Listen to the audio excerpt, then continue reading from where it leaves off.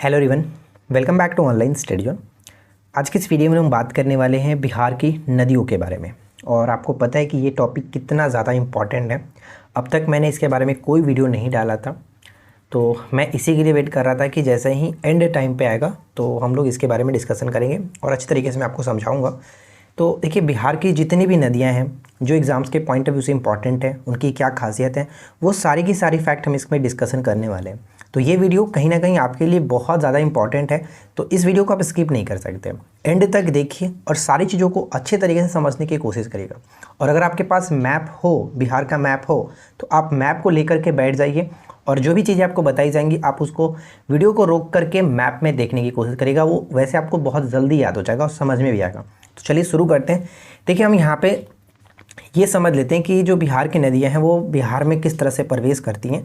तो बिहार में नदियाँ दो दिशाओं में प्रवेश करती हैं। ज़्यादा हम लोग अंदर नहीं जाएंगे, ऊपर ऊपर मैं आपको समझा दूंगा। जो एग्जाम्स में पूछे जाते हैं वो सभी पॉइंट्स को आप समझिए और मैप में देखने की कोशिश करिएगा।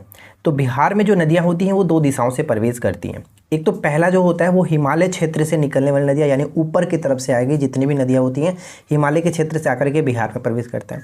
और दूसरा जो होता है वो पठारी भाग से निकलने वाली नदियाँ, यानी कि नीचे से होते हुए जो कि जाकर गंगा मिलता है या फिर बहती हैं, तो ये चीज़ होता है। तो जैसे कि उत्तर भारत की नदियाँ इसको कह सकते हैं। हिमालय क्षेत्र से जो नदियाँ आ रही हैं उसको हम लोग उत्तर भारत की नदियाँ कहेंगे। और जो पठारी क्षेत्र से निकलने वाली नदियाँ हैं उसको हम लोग दक्षिणी बिहार में प्रवेश करने वाली नदी या फिर दक्षिणी पठार से निकलने वाली नदी के रूप में जानते हैं। अब इसमें देखिए कि हिमालय क्षेत्र से जो निकलने वाली नदियाँ हैं वो कौन कौन सी है। तो मैंने यहाँ पे लगा रखा है कि सरयू, घाघरा। जैसे सरयू तो आपका उत्तर प्रदेश में कहा जाता है और इसी को नाम दिया जाता है घाघरा, जो कि बिहार में। आगे हम लोग डिस्कशन करेंगे। तो ये हो गया सरयू, घाघरा, गंडक, बूढ़ी गंडक, बागमती, कमला, कोसी, बलान और महानंदा। ठीक है, ये हो जाता है आपका हिमालय क्षेत्र में बहने वाली नदियाँ, यानी हिमालय के क्षेत्र से आकर के ये गंगा में मिलती हैं। ठीक है, ऊपर की तरफ से आती हैं। अब ये यहाँ पे क्या है कि सोन, कर्मनासा, पुनपुन, फल्गु, उत्तरी कोयल और अजय, ये जो सभी नदियाँ होती है वो नीचे से जाकर के गंगा में मिलती है। तो ये कहते हैं कि दक्षिणी पठार की नदियाँ हैं या फिर दक्षिण भाग से गंगा में मिलने वाली नदी होती है। ये तो क्लियर हो गया। अब एक चीज़ आपको ये पता होना चाहिए, जैसे चलिए मैं आपको आगे वो समझाऊंगा। पहले यहाँ पे देखिए, समझिए कि उत्तर की तरफ से और भारत में दक्षिण की तरफ से, भारत के दक्षिण की तरफ से, यानी कि जो नीचे से जाएंगे उसको हम लोग कहते हैं दो दिशाओं में। दो दिशा आपका यही है, राइट। अब देखिए यहाँ पे जो है सदा नीरा। सदा नीरा का मतलब क्या हुआ? जो हिमालय क्षेत्र की जो नदियाँ होती हैं उनमें पानी पूरे वर्ष भर 12 महीने साल भर उसमें पानी रहता है, इसलिए इसको कहा जाता है सदा नीरा। सदा नीरा कहा जाता है। और इसमें जैसे कि बाढ़ अगर आता है, बाढ़ की स्थिति बनता है, बरसात के मौसम कह सकते हैं कि बरसात के मौसम में क्या होता है कि जो उत्तर क्षेत्र की जो नदियाँ होती हैं, यानी कि उत्तर भारत की जो नदियाँ होती हैं, उसमें क्या होता है कि बाढ़ की स्थिति बन जाती है। बरसात के दिनों में उत्तरी बिहार में बाढ़ का कारण यही होता है क्योंकि इन नदियों में, ये सभी नदियाँ सदा नीरा होती है, इसमें हमेशा पानी रहता है। और बाढ़ जब आता है, यानी जब बरसात का मौसम होता है, तो इसमें ओवरफ्लो हो जाता है और अलग अलग क्षेत्रों में आपने देखा होगा कि उत्तर बिहार में ज़्यादातर बाढ़ की स्थिति बन रहती है। लेकिन इस कंडीशन में ऐसा नहीं होता है। इस कंडीशन में जो पठार वाली जो क्षेत्र की नदियाँ होती हैं इसमें साल भर पानी नहीं रहता, हमेशा पानी नहीं रहता। ये मौसमी कह सकते हैं कि मौसमी नदियाँ होती हैं। ठीक है, तो यहाँ तक तो कोई समस्या नहीं होगी आपको। अब उसके बाद बात करते हैं कि दिशा के आधार पर 3 वर्गों में नदियों को बांटा गया। उत्तर से आकर गंगा में मिलने वाली नदियाँ, जो कि बाएं तट से कहते हैं मिलने वाली नदियाँ। बाएं तट क्या होता है, दाएं तट क्या होता है, मैं आपको आगे समझा दूंगा। दक्षिण से आकर के गंगा में मिलने वाली, यानी कि दाएं तट से मिलने वाली नदियाँ कौन कौन सी है। ठीक है, ये हो जाता है। और एक होता है कि राज्य में दक्षिणी भाग में प्रवाहित होने वाली नदियाँ। ये जो आप एरो देख रहे हैं इसका मतलब ये कि ऊपर से आकर के गंगा मिल रही है, जिसको कहा जाता है कि उत्तर से आकर गंगा में मिलने वाली नदियाँ। और ये जो एरो देख रहे हैं आप इस तरफ से, तो दक्षिण से आकर के गंगा के तट पर मिलने वाली नदियाँ ये होता है। और ये जो एरो देख रहे हैं आप, ये इसका मतलब ये हुआ कि ये गंगा में ना मिल करके ये दक्षिणी क्षेत्र में ही प्रवाहित होते हुए वो आगे की तरफ बढ़ जाती है। ठीक है, तो ये 3 चीज़ें आपको ये यहाँ पे ध्यान रखना है। अब हम बात करते हैं, जैसे देखिए मैंने एक मैप बना रखा था फर्स्ट टाइम मैंने, जो कि एक डायरेक्ट पेन से मैप को ड्रॉ करने की कोशिश किया था। उतना अच्छा नहीं है लेकिन काम चला हुआ है, जो कि मैं थोड़ा सा समझा सकता हूँ इस मैप के थ्रू। तो देखिए, अगर हमारे इस बिहार को देखेंगे तो गंगा जो नदी होती है इस तरह से लगभग हम कहते हैं कि गंगा जो है वो बिहार को उत्तरी और दक्षिणी भागों में डिवाइड कर देती है, लगभग ऐसा माना जाता है। ठीक है, जो गंगा होती है वो बिहार में प्रवेश कहाँ से करता है, ये तो पहला प्रश्न आपको पता ही होगा कि बक्सर के चौसा में प्रवेश करता है। ये जो पॉइंट होता है बक्सर का चौसा में प्रवेश करता है और ये आगे की तरफ निकल करके कहाँ चला जाता है, बंगाल में, ठीक है, बंगाल में चला जाता है।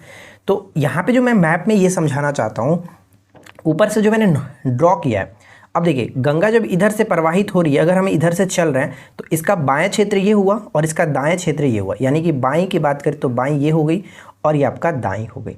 तो क्वेश्चंस में यही कहा, ऊपर में हमने देखा था कि जो क्या था, सरयू, घाघरा, गंडक, बूढ़ी गंडक, बागमती, कमला, कोसी, महानंदा, ये सभी के सभी क्या है कि उत्तर से आकर के गंगा के बाएं तट पर, बाएं तट का मतलब क्या हुआ, यही तो इसका लेफ्ट हैंड है, अब इधर से चल रहा है तो इसका लेफ्ट हैंड ये है, तो इधर से आकर के ये सभी नदियां मिलती हैं।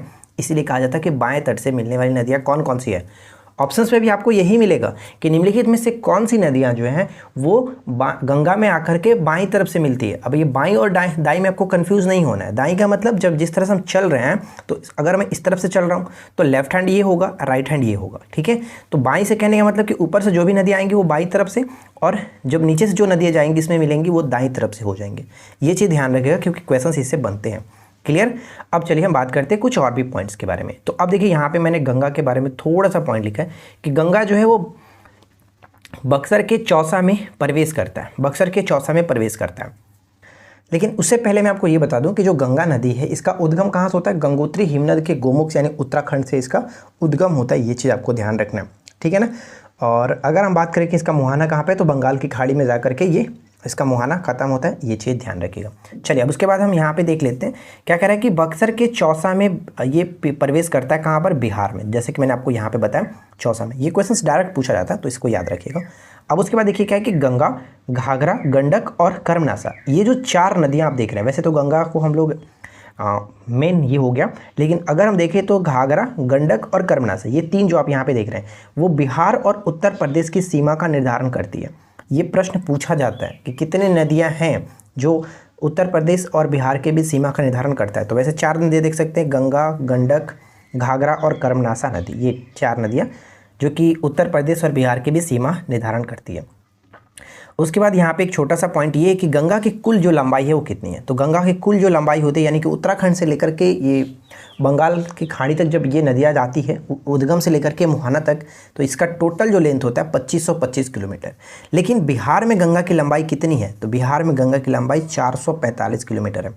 देखिए बहुत सारे सोर्सों से मैंने ये सभी चीज़ों को यहाँ पे इंक्लूड किया।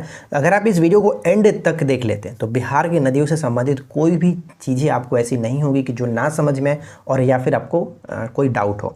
तो बस एंड तक इस वीडियो को देखिए, इस सेशन को ख़त्म करिए, उसके बाद आप क्वेश्चंस लगाइएगा, तब फिर बताइएगा, ठीक है। तो चलिए अब बात करते हैं एक एक करके नदियों के बारे में। अब देखिए आपसे ये पूछा जाएगा कि जो गंगा है बिहार में बक्सर के चौसा में प्रवेश करती है, तो गंगा जब प्रवाहित होते हुए बंगाल की खाड़ी में जाकर के ये गिरती है तो ये अपने कितने जिलों से होकर के क्रॉस करते हुए जाती होगी, ये डायरेक्ट प्रश्न पूछा जाता है। तो मैं आपको बता दूं कि गंगा जो है, देखिए गंगा जो है वो क्या होता है कि जब ये प्रवाहित होती है तो कुल 12 जिलों से प्रवाहित होती है। और ये 12 जिलों के नाम भी आपको याद रखना है क्योंकि ऑप्शंस पे पूछा जाएगा कि निम्नलिखित में से किस जिलों से गंगा प्रवाहित नहीं होती है। तो देखिए कौन कौन सा है। बक्सर, मैं क्रम से यहाँ पे बताता हूँ, बक्सर, भोजपुर, सारण, वैशाली, पटना, समस्तीपुर, बेगूसराय, लखीसराय, मुंगेर, भागलपुर, खगड़िया और कटिहार। यानी कि बक्सर में प्रवेश करती है और खगड़िया से ये बाहर निकल करके बंगाल की खाड़ी में, यानी बंगाल में बहते हुए बंगाल की खाड़ी में चली जाती है। तो प्रवेश बक्सर में बिहार में प्रवेश करती है और बिहार को छोड़ती कहाँ पर, कटिहार में। तो ये चीज़ आपको याद रखना, टोटल 12 जिलों से ये प्रवेश करके बाहर निकलती, राइट।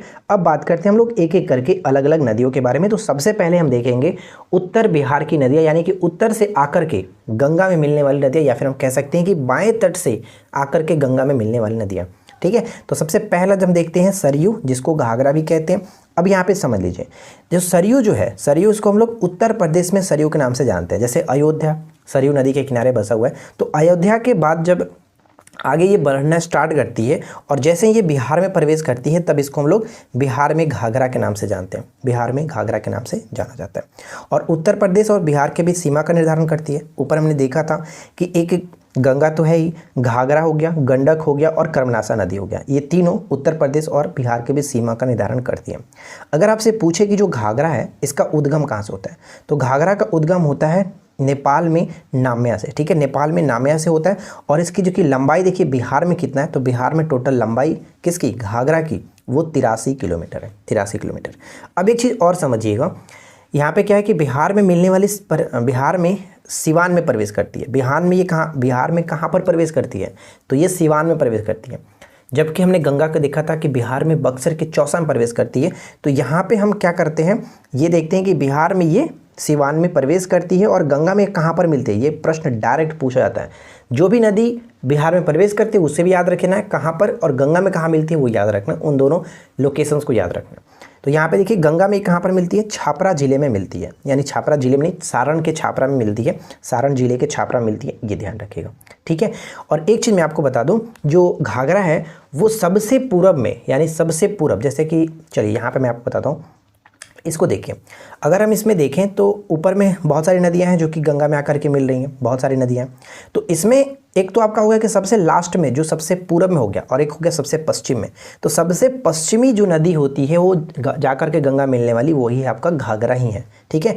यानी कि सबसे पश्चिमी अगर क्वेश्चंस पूछे कि उत्तर से आकर के गंगा में मिलने वाली सबसे पश्चिमी नदी कौन सी है, तो वो आपका घाघरा है। जबकि अगर पूछे कि सबसे पूरब से आकर के, सबसे पूरब में आकर के बाएं तट से मिलने वाली गंगा में नदी कौन सी है, तो वहाँ पर हम लोग महानंदा टिक करेंगे, जो कि लास्ट में हम देखेंगे, राइट। तो ये चीज़ इंपॉर्टेंट है। चलिए आगे बढ़ते हैं।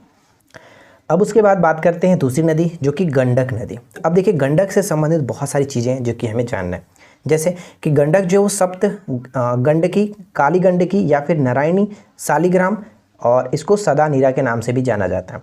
अब अलग अलग नाम अलग अलग जगहों पर दिया गया, जैसे यहाँ पे देखिए नारायणी जो है वो नेपाल के मैदानी भाग में कहा जाता है, जबकि इसको शालिग्राम जो है वो नेपाल के पर्वतीय भाग या फिर तराई क्षेत्र में कहते हैं। तो ये चीज़ आपको याद रखना है।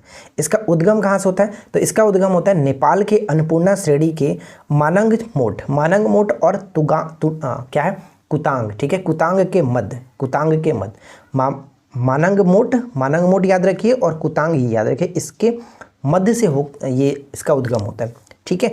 अब यहाँ पे बात करते हैं कि यह जो नदी है वो पश्चिमी चंपारण जिले के भैंसा लोटन के पास बिहार में प्रवेश करती है।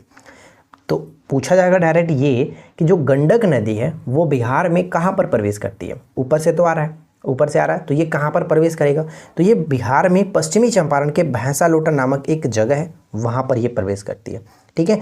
पश्चिमी चंपारण के वाल्मीकि नगर में बैराज का निर्माण किया गया इसी नदी पर, गंडक नदी पर, ये ध्यान रखिएगा। जो इंपॉर्टेंट पॉइंट्स है वो भी हम लोग यहाँ पे कवर कर लेंगे, जो पूछा जाता है। अब देखिए यहाँ पे क्या कह रहा है कि यह सारण और मुजफ्फरपुर की सीमा निर्धारित करते हुए, अगर आपके पास मैप है अभी तो आप मैप में देखिए, जो चीज़ें बताई जा रही है आपको क्लियरली समझ में आ जाएगा। ये जो नदी है वो सारण और मुजफ्फरपुर की सीमा निर्धारण करते हुए सोनपुर और हाजीपुर के मध्य से गुजरती हुई पटना के सामने गंगा में मिल जाती है। तो पूछा जाएगा डायरेक्ट कि गंडक नदी कहाँ पर आकर के गंगा में मिलती है, तो ये आपके पटना के सामने गंगा में मिल जाती है, ठीक है। तो ये चीज़ ध्यान रखेंगे। और यहाँ पे देखिए नोट में क्या लिखा गया कि इसी संगम पर, यानी कि पटना के सामने जो ये मिलती है, इसी के संगम पर विश्व प्रसिद्ध हरिहर क्षेत्र सोनपुर का पशु मेला प्रत्येक वर्ष आयोजित किया जाता है। बिहार में टोटल इसकी लेंथ कितनी है, बिहार में टोटल इसकी लेंथ 630 है, जबकि हमने ऊपर में घाघरा की लेंथ कितनी देखा था, घाघरा का लेंथ होता है 83 किलोमीटर, ठीक है, 83, और जबकि यहाँ पे इसकी हम बात करें तो 630 किलोमीटर इसका लेंथ होता है, राइट। अब यहाँ पे ध्यान दीजिएगा क्या है कि नेक्स्ट पॉइंट कि गंडक नदी पर ही तिरहुत, त्रिवेणी और सारण नहर परियोजना का निर्माण किया गया। ये डायरेक्ट पूछा गया है कि त्रिवेणी नहर में पानी कहाँ से आता है, तो ये आपका गंडक नदी से ही आता है, ठीक है। तो यहाँ तक आपको कोई समस्या नहीं होगी। और आपने अभी तक दो नदियों के बारे में देखा, घाघरा और गंडक नदी, इसमें कोई दिक्कत नहीं होनी चाहिए। घाघरा जो नदी है वो निकलती है कहाँ से, तो ये आपका निकलता है नेपाल के नाम्या से, जिसकी लंबाई बिहार में टोटल 83 किलोमीटर। प्रवेश कहाँ पर करता है, ये प्रवेश सिवान में प्रवेश करती है बिहार में, जबकि मिलती कहाँ पर है, गंगा में जाकर के छापरा मिलती है, ठीक है, यानी कि सारण जिले के छापरा में जाकर के ये गंगा में मिलती है। ये क्लियर हो गया। अगर हम गंडक की बात करें तो गंडक निकलती कहाँ से, तो नेपाल के अन्नपूर्णा श्रेणी के मानंग मोट और कुतांग बताया था, कुतांग के मध्य में ये निकलती है। और ये बिहार में कहाँ पर जाकर गंगा में मिलती है, तो गंगा में ये जाकर के पटना के समीप मिलती है, पटना के सामने मिलती है, जहाँ पर हमने ये देखा कि हरिहर क्षेत्र का सोनपुर मेला यहाँ पे प्रत्येक वर्ष आयोजन किया जाता है। तो इन दो जिलों के नामों को इन दो नदियों के संबंधित आपको कोई दिक्कत नहीं होनी चाहिए। अब हम लोग बात करते हैं आगे। अब देखिए नेक्स्ट पॉइंट क्या कह रहा है कि बूढ़ी गंडक अब ये भी इंपॉर्टेंट है अपने आप में। देखिए क्या है, यह गंडक के समानांतर उसके पूर्वी भाग में, यानी कि जैसे कि हमने ऊपर में देखा था, अगर ये आपका क्या है गंडक नदी बहता है तो इसके जस्ट पूर्वी भाग में कुछ इस तरफ से ये आपका बहता हुआ समानांतर तरफ से चलता है, यही बात कही जा रही है यहाँ पे। तो ये ध्यान दीजिएगा क्या कह रहा है कि यह गंडक के समानांतर उसकी पूर्वी भाग में प्रवाहित होती है। यानी कहने का मतलब ये हुआ कि ये जो है ना आपका गंडक, इसके कुछ हिस्से यहाँ पे, जैसे कि इसका कुछ हिस्सा यहाँ पे निकल जाता है और ये बहते हुए इसी के समानांतर बहता हुआ पूर्वी भाग में, तो यही बात कही जा रही है। अब यहाँ पे ये कि हिमालय के सोमेश्वर श्रेणी की पश्चिमी भाग से निकलकर, कहाँ से निकलता है, हिमालय के सोमेश्वर श्रेणी के पश्चिमी भाग से निकलकर बिहार के पश्चिमी चंपारण के भीषमपुर में प्रवेश करती है। गंडक कहाँ पर प्रवेश करता था, गंडक भी आपका पश्चिमी चंपारण के भैंसालोटन में बिहार में प्रवेश करता है, जबकि बूढ़ी गंडक नदी जो है वो भी आपका पश्चिमी चंपारण के ही भीषमपुर जिले में प्रवेश करती है। ध्यान रखिएगा। और हिमालय से निकलने वाली नदियों में सबसे लंबी नदी है, हिमालय की नदियों से निकलने वाली सबसे लंबी नदी है, और ये ध्यान रखिएगा। और उत्तर बिहार की सबसे तेज जलधारा वाली नदी है। ये डायरेक्ट क्वेश्चंस पूछा जाएगा, ये डायरेक्ट क्वेश्चंस पूछा जाएगा कि हिमालय से निकलने वाली नदियों में सबसे लंबी नदी और उत्तर बिहार की सबसे तेज जलधारा वाली नदी कौन सी है, तो ये आपका बूढ़ी गंडक ही है। ठीक है, बूढ़ी गंडक ही है। अब उसके बाद आता है बागमती। देखिए बागमती कहाँ से निकलता है, तो ये महाभारत श्रेणी के, यानी नेपाल में महाभारत श्रेणी से निकलता है। और महाभारत श्रेणी पड़ता कहाँ पे, तो ये कहते हैं कि मध्य हिमालय का भाग है। ठीक है, तो मध्य हिमालय के भाग से ये उद्गम होती है महाभारत श्रेणी से। अब यहाँ पे ये चीज़ ध्यान रखिएगा, जो बागमती है, ऐसा कहा जाता है कि बागमती नदी उत्तरी भाग को, बिहार का जो उत्तरी भाग है, क्योंकि उत्तर भाग में ये बहने वाली नदी है, तो उत्तरी भाग को ये दो भागों में डिवाइड कर देती है, जिसके एक भाग को हम लोग पूर्वी भाग, दूसरे भाग को इसको जैसे कि पश्चिमी भाग के नाम से जानते हैं। कहने का मतलब ये हुआ कि देखिए सिंपल सी भाषा में अगर मैं आपको समझाऊं, तो अगर हमारा ये बिहार को जिस तरह से दो भागों में, तो यहाँ पे क्या है कि ये नदी जो बीचों बीच लगभग इस तरह से बहता है, लगभग बीचों बीच में, तो दो भागों में डिवाइड कर देता है, एक आपका इधर का साइड और एक आपका दूसरा साइड। ये तो इसी को कहा जाता है कि बिहार के उत्तरी भाग में दो भागों में विभाजित करती है, पूर्वी और पश्चिमी भागों में। ठीक है, तो ये चीज़ ध्यान रखिएगा। अब उसके बाद क्या कह रहा है, उसके बाद ये है कि इसकी प्रमुख जो सहायक नदी कौन से, इसकी प्रमुख सहायक नदी लाल बकिया और लखनदेई। ठीक है, लाल बकिया और लखनदेई, ये दो नाम याद रखना है। बूढ़ी गंडक की जो प्रमुख नदियों के रूप में बेगूसराय में ये जाके मिल जाती है। यानी कहने का मतलब ये हुआ कि जो बागमती है वो डायरेक्ट गंगा में नहीं मिलती है, यानी कि गंगा की ये सहायक नदी नहीं हुई। ये किसकी सहायक नदी है, तो ये बूढ़ी गंडक की सहायक नदी है। बूढ़ी गंडक की प्रमुख सहायक नदी के रूप में कहाँ पर मिलता है, बूढ़ी गंडक में बेगूसराय में जाकर के ये मिल जाती है, बेगूसराय में प्रवाहित होती है। वैसे आपको ये उतना याद नहीं रखना, प्रवाहित होती है दरभंगा, सीतामढ़ी, मुजफ्फरपुर आदि। आप मैप में देखेंगे तो आपको ये अच्छे से समझ में आएगा, तो आप मैप में देख लीजिएगा किस तरह से ये प्रवाहित होती है। तो बस आपको ये याद रखना है कि बागमती जो है वो कहाँ पर मिलती है जाकर के बूढ़ी गंडक में, तो ये मिलता है बेगूसराय में, राइट। अब इसके संबंध में हम लोग बात कर लिए। अब हम लोग आगे बढ़ते हैं और अगला देखिए जो कि कमला है। कमला के संबंध में क्या कह रहा है, तो कमला का उद्गम भी होता है नेपाल के महाभारत श्रेणी से ही। ठीक है, और बिहार में प्रवेश कहाँ पर करता है, जयनगर मधुबनी, ये ध्यान रखिएगा, जयनगर मधुबनी में, राइट। उसके बाद देखिए क्या है, जयनगर मधुबनी, ये बहुत इंपॉर्टेंट है। एक जयनगर होता है, एक आपका होता है क्या, इसको हम लोग आगे देखेंगे, किसको, कोसी नदी को। ठीक है, कोसी नदी भी इंपॉर्टेंट है, तो उसको हम लोग देखेंगे, लेकिन पहले आप ये समझिए। तो देखिए बिहार में प्रवेश करती है जयनगर में, और मिथिला क्षेत्र में गंगा के समान ही इसको पवित्र माना जाता है। मिथिला क्षेत्र में गंगा के समान ही इसको पवित्र माना जाता है। और इसकी प्रमुख नदियों में सोनी, ढोरी और भूतही, बलान, तो ये कुछ नाम है, याद रखिएगा। बिहार में इसकी कुल लंबाई 120 किलोमीटर, और इसकी प्रमुख जो धारा है वो प्रमुख धारा कोसी में मिलती है, यानी कि इसकी प्रमुख धारा कोसी में मिल जाती है। तो ये जो नदी है ये भी आपका जाकर के गंगा में नहीं मिलता है, ये आपका कोसी में मिल जाता है, यानी कि कोसी की प्रमुख सहायक नदी है। तो ये चीज़ आपको समझ में कब आएगा, जब आप मैप देखोगे। यार मेरे पास तो मैप है नहीं, मैं तो आपको यहाँ पे फिलहाल नहीं समझा सकता हूँ, तो आप एक बार मैप देख लीजिएगा। अगर मैं इसको बोर्ड पे बताता तो आपको बहुत अच्छे तरीके से क्लियरली बताता, लेकिन फिलहाल अभी उतना टाइम नहीं है, तो मैं आपको इसी तरह से समझाता हूँ ताकि आपका क्वेश्चंस क्लियर हो जाए। ऐसे भी कोई दिक्कत नहीं है, आप इसको देखोगे तो आपको समझ में आ जाएगा। फिलहाल हम बढ़ते हैं अगले क्वेश्चंस की तरफ, यानी कि अगला हमारा जो नदी है वो है कोसी नदी, जो कि वेरी वेरी इंपॉर्टेंट है एग्जाम्स के पॉइंट ऑफ व्यू से, तो ध्यान से समझिएगा। कोसी नदी कहाँ से निकलता है, तो ये नेपाल में गोसाई जो स्थान है, गोसाईनाथ पर्वत कहते हैं, गोसाईनाथ के स्थान से निकलता है, जिसको सप्तकोशी, ठीक है, गोसाई स्थान सप्तकोशी से निकलती है। नेपाल में इसको सप्तकोशी कहा जाता है। वैसे देखिए इसका मूल जो नाम होता है वो कौशिकी है, ऋग्वेद में इसको कौशिकी कहा गया, लेकिन नेपाल में सप्तकोशिकी कहा जाता है, राइट। बिहार के शोक के रूप में कोसी नदी को जाना जाता है क्योंकि ये बहुत ज़्यादा अपने मार्ग को परिवर्तित करती है जिससे अलग अलग क्षेत्रों में बाढ़ की स्थिति हमेशा बनी रहती है, तो इस वजह से इसको बिहार के शोक के रूप में जाना जाता है। अब देखिए जो कोसी है वो 7 धाराओं से मिलकर के बनी हुई है, तो वो 7 धाराएं कौन कौन सी है, तो यहाँ पे आप पढ़ सकते हैं कि इंद्रावती, सन कोसी, ताम्र कोसी, लच्छू कोसी, दूध कोसी, अरुण कोसी और तमोर कोसी। तो ये 7 नाम आप देख सकते हैं, याद रखने की ज़रूरत नहीं है, ये कभी वैसे पूछा नहीं जाता। उसके बाद हम बात करते हैं अगले पॉइंट्स। तो बिहार में ये प्रवेश कहाँ पर करती है, बिहार में प्रवेश करती है सुपौल जिले के भीमनगर में, सुपौल जिले के भीमनगर में। कमला कहाँ पर प्रवेश कर रही थी, कमला प्रवेश कर रही थी बिहार में मधुबनी के जयनगर में, जयनगर में, ये आपका भीमनगर में, जय और भीम ये दोनों याद रखिएगा। कोसी नदी भीमनगर में प्रवेश करती है सुपौल जिले के, जबकि मधुबनी जिले के जयनगर में कमला प्रवेश करती है, राइट। कोसी की मुख्य जो धारा है कौन कौन सी है, अरुण और सनकोसी, अरुण और सनकोसी। अब यहाँ पे देखिए अगर आपसे पूछे कि जो 7 धाराएं हैं, ये 7 धाराएं मिलकर के कोसी कहाँ पर बनती हैं, तो त्रिवेणी के पास ये सभी 7 धाराएं मिलकर के कोसी कहलाती हैं।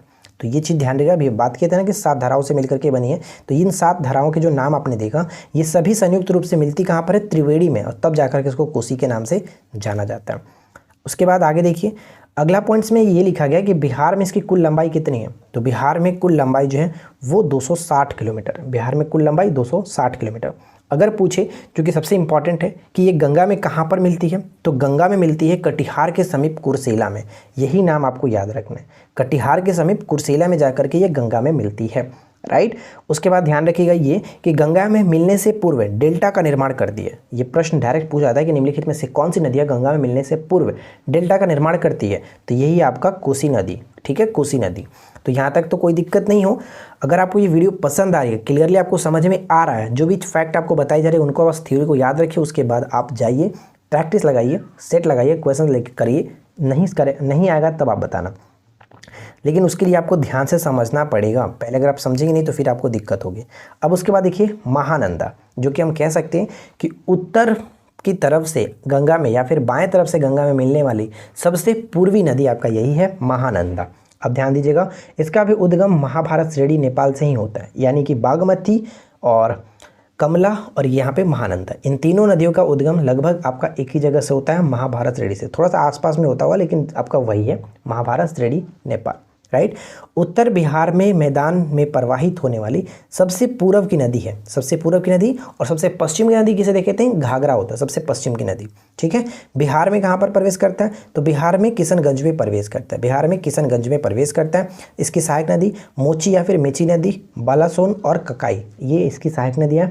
गंगा में कहाँ पर मिलता है, गंगा में कटिहार में मिलती है, कटिहार में, किशनगंज में प्रवेश करता है, कटिहार में ये मिल जाता है। यह नदी पूर्णिया एवं कटिहार में प्रवाहित होती है, तो ये मैप में आपको पता चलेगा। अब यहाँ पे ध्यान दीजिएगा, एक छोटा सा मैंने पॉइंट लिख रखा है कि ऊपर में जो भी नदियों को हमने देखा, घाघरा, गंडक, बूढ़ी गंडक, बागमती, कमला, कोसी और महानंदा, तो ये सभी लाइन से आपको क्रम से नंबर याद रखना है कि पहले घाघरा है, उसके बाद गंडक है, बूढ़ी गंडक है, बागमती, कमला, कोसी और महानंदा, ये सभी उत्तर से आकर के गंगा में मिलने वाली नदियाँ। उत्तर से आकर के मतलब डायरेक्ट कहेगा कि उत्तर से आकर के मिलने वाली नदियों में कौन कौन शामिल है, तो घाघरा, गंडक, बूढ़ी गंडक, बागमती, कमला, कोसी, महानंदा, ये। या फिर ये पूछा जाता है कि बाएं तरफ से आकर कौन मिलता है, तो यही सब नदियां बाएं तरफ से मिलती है, गंगा में बाएं तरफ से मिलने वाली नदी हैं। अब इसके बाद हम बात करेंगे कि दक्षिण से गंगा में मिलने वाली नदी या फिर दाएं तरफ से गंगा में मिलने वाली नदी। बाएं दाएं तो क्लियर हो गया होगा ना आपको, इसमें तो कोई दिक्कत नहीं है। तो देखिए दक्षिण से गंगा में मिलने वाली नदियाँ या फिर पठारी प्रदेश की नदियाँ कौन कौन सी होगी, सोन, पुनपुन, फल्गु, कर्मनासा, उत्तरी कोयल और अजय, ये सभी प्रमुख हैं एग्जाम्स के पॉइंट ऑफ व्यू से, तो इन्हीं के बारे में हम यहाँ पे एक एक करके डिस्कशन करेंगे। तो चलिए उसके बाद आगे बढ़ते हैं। सबसे पहले हम देखते हैं कर्मनासा। कर्मनासा नदी भी आपका बिहार और उत्तर प्रदेश के बीच सीमा का निर्धारण करता है, तो ये भी याद रखिएगा। तो देखिए कर्मनासा नाम से क्लियर हो रहा, कर्मनासा, कर्म का नाश, तो कर्म का नाश करने वाला इसका अर्थ माना जाता है। और यह विंध्याचल की पहाड़ियों से सारादांग, ठीक है, सारोदांग है, सारोदांग कैमूर से निकल करके चौसा के पास गंगा में मिल जाती है, चौसा के पास ही गंगा में मिल जाती है, ठीक है। और कर्मनासा को क्या है कि जो हिंदू धार्मिक ये सभी हैं। तो इससे हम लोग इसमें देखते हैं कि ये इसको एक अपवित्र या फिर अशुद्ध नदियों के रूप में माना गया है, अशुद्ध या फिर अपवित्र नदियों के रूप में जाना जाता है। बिहार और उत्तर प्रदेश की भी सीमा का निर्धारण करती है। तो इसमें ज़्यादा कुछ नहीं है, बस जो चीज़ें थी मैंने आपको बता दी, राइट। उसके बाद देखिए हम लोग सोन नदी के बारे में बात करते हैं। सोन नदी के संबंध में क्या क्या चीज़ें देखना है, तो आप यहाँ पे देख लीजिए। सोन, जिसको किस नाम से जानता है, हिरण्यवाह और सोनभद्र के नाम से। ये डायरेक्ट भी क्वेश्चन से पूछा गया कि हिरण्यवाह किस नदी को कहते हैं, तो ये सोन नदी को कहा जाता है, के नाम से प्रसिद्ध है। यह दक्षिण बिहार की सबसे प्रमुख नदी है, दक्षिण बिहार की सबसे प्रमुख नदी है। उद्गम कहाँ से होता है, मध्य प्रदेश के अमरकंटक, मध्य प्रदेश के अमरकंटक से ये निकलती है और उत्तर की तरफ बहते हुए मध्य प्रदेश, उत्तर प्रदेश, झारखंड से प्रवाहित होते हुए बिहार में रोहतास जिले में प्रवेश करता है। कहाँ पर, रोहतास जिले में प्रवेश करता है, ये चीज़ आपको याद रखना है।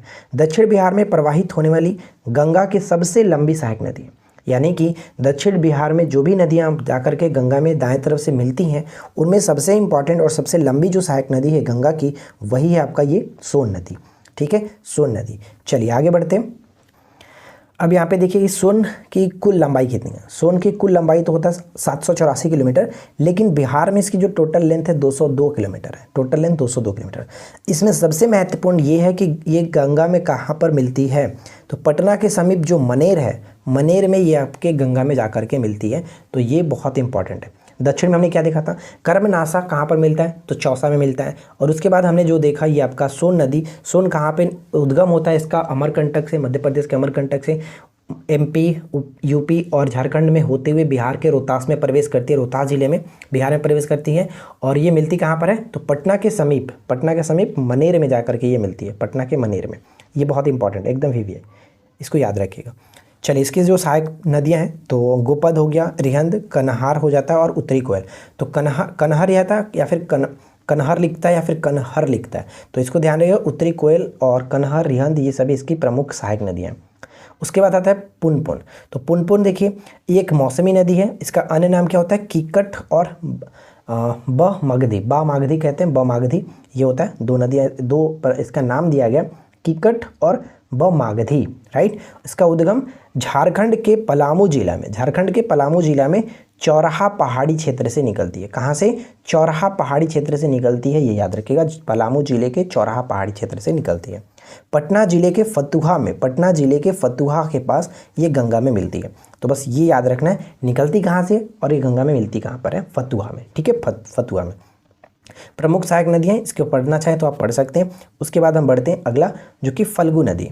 अब देखिए फल्गु नदी छोटा नागपुर पठार के कई धाराओं के रूप में ये निकलती है। इसकी मुख्य धारा निरंजना कहलाती है, मुख्य धारा निरंजना कहलाती है। निरंजना ही आगे की तरफ बढ़ती हुई जाती है, छोटा नागपुर पठार के निकल करके आगे की तरफ बहती है। और ये बोध गया में जाकर के एक और नदी है जिसका नाम है मोहाने। ठीक है, मोहाने, यानी कि बोध गया के पास इसमें मोहाने नामक एक नदी मिलती है।